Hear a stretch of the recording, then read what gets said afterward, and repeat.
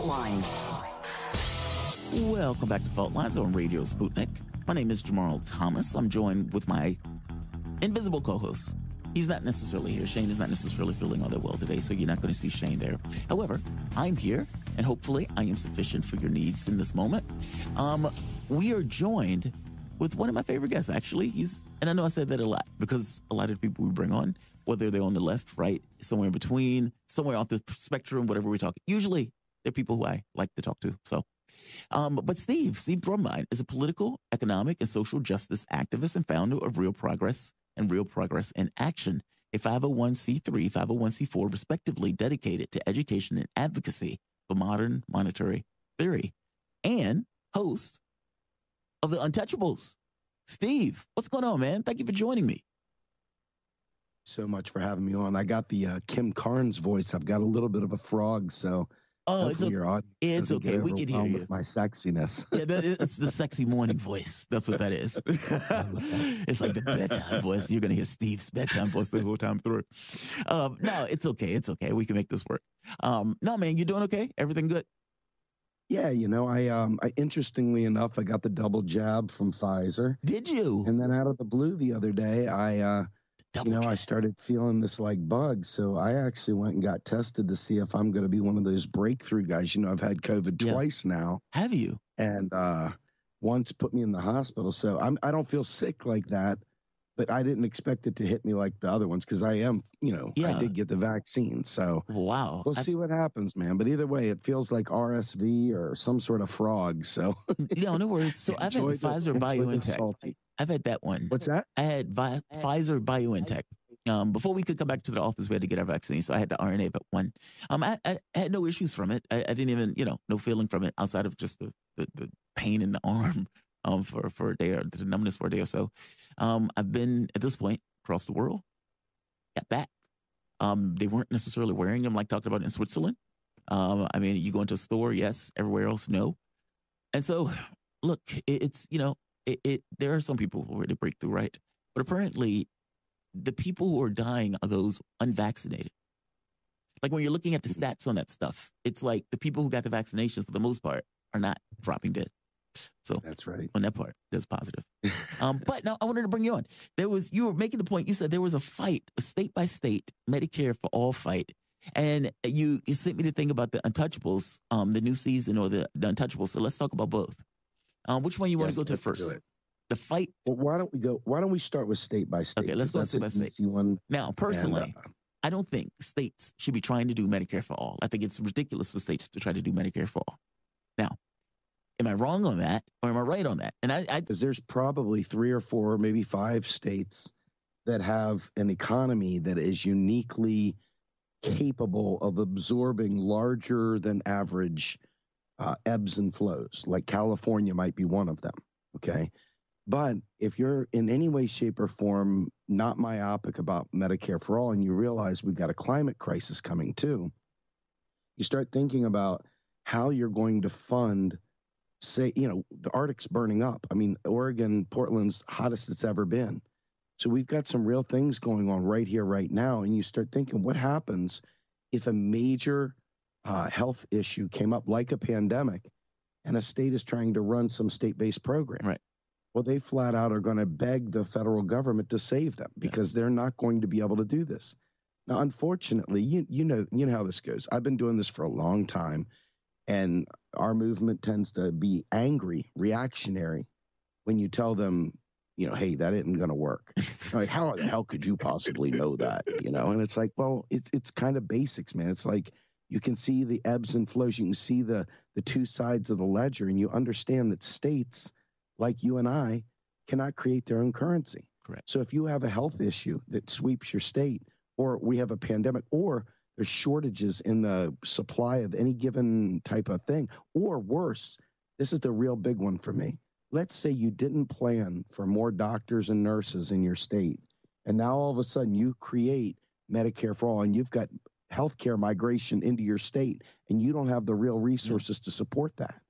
There's so many issues there. It's not funny. But the primary issue for me about this, I think it's a really, really bad plan. I've been castigated. I've been put out there as a splitter. I've been called a troll. Why? My Because you're against the integrity has been state shot down. Horrible. Medicare for all. Look, I've been against it from the beginning, but for the exact same reason. I mean, my thought was states need to balance their budget. So how is the state going to accommodate something like that? It's too expensive. They're going to try and get waivers. They're going to try and do all kinds of stuff. It's spaghetti, you know. Yeah. And here's the thing. This is the one thing that I will give them. They're desperate. They're trying to find some way around a do-nothing Congress that has shown it will not take necessary steps, even in a pandemic. So to their credit, they're trying to do something. I just don't agree with the something. And the problem becomes, if it fails, what does it mean going forward?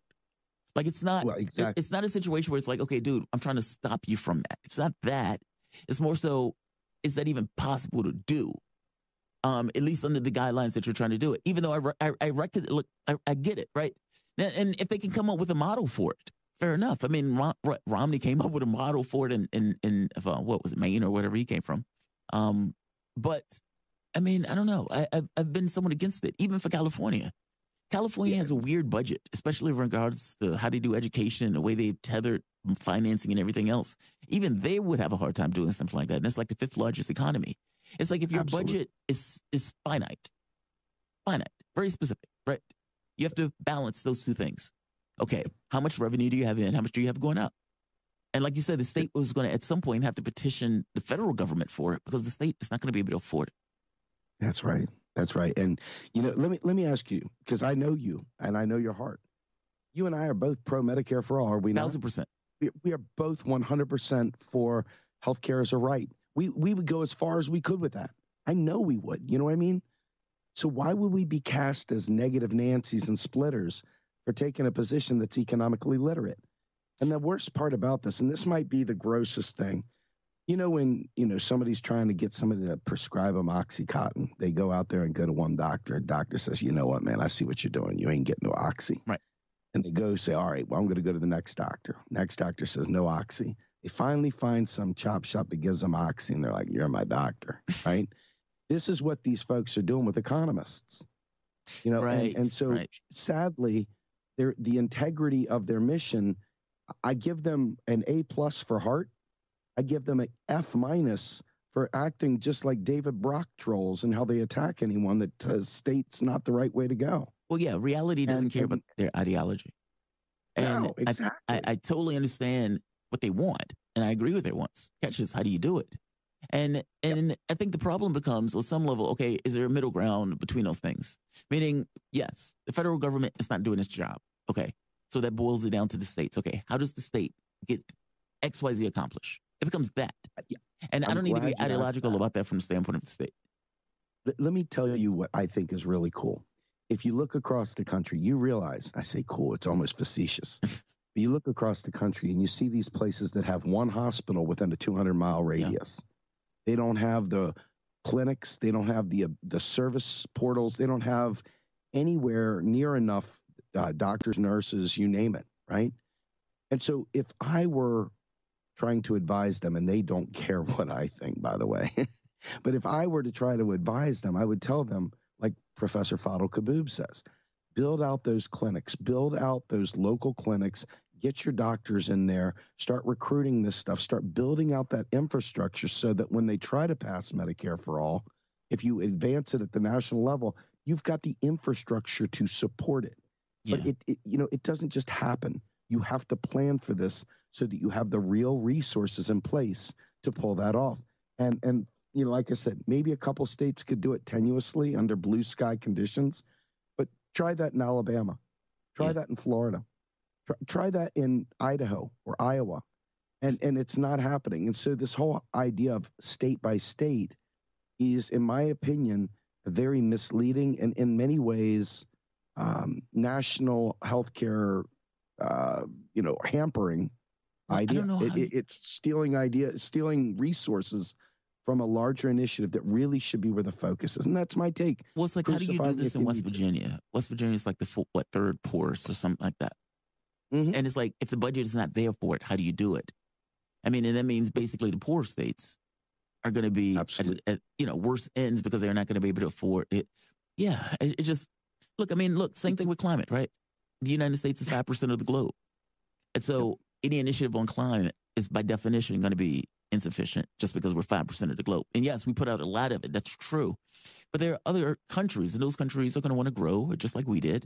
And they're going to want to expand just like we did. And they're going to point and say, well, you were able to do that. How are you going to try to hamper us? It's that stuff. And that stuff on some level needs to be meted out on a global way, which instead is meted out from the standpoint of competition. Meaning, we're not going to have a conversation about it. We're just going to try to fight each other and kill each other in a knife fight. Whoever walks out is resolved. You're so right. I want to bring it back momentarily to the Medicare thing, though, because what you just said, though, that competition, that is what it goes on with our states in the United States. We have a race to the bottom. The states like Texas slash their tax base and say, come on down to Texas. We got a home for you. And those big businesses come down there. These, athletes and rich people and others move down there, and they leave tax bases that are to fund schools dry. They leave deserts like Flint, Michigan. They leave deserts all around the country where the tax base is dried up, and those people are stuck. Yeah. And you try and make this case about the race to the bottom. You saw Sam Brownback do this in Kansas. I mean, remember Rick Perry bragging about luring businesses to Texas? I mean, that's what they do. And that's not just states, that's countries at a certain point, like in Europe and whatnot. Before you go, we have about 30 seconds. I want you to tell us about the new Untouchables. Yes, this is very important. We have our second season coming out, and we had Olympic gold medalist Cindy Brown, who was attacked with identity fraud. Her a loan was taken out on her home without her knowledge. It was a partner that took her signature and signed fraudulent loans, and then she was foreclosed on. Oh, wow. Police came to her home. Steve, we're going to have down to her door. Give us the information for that, and we're going to put it at the bottom of the video so people can see. Yes, please. Come to Grumbine is a political, economic, social justice activist and founder of Real Progressives and Real Progress in Action. You can follow Steve on Twitter at Steve Grumbine and Real Progress US. You guys are listening to Fault Lines. Thomas Stranahan, back in a moment.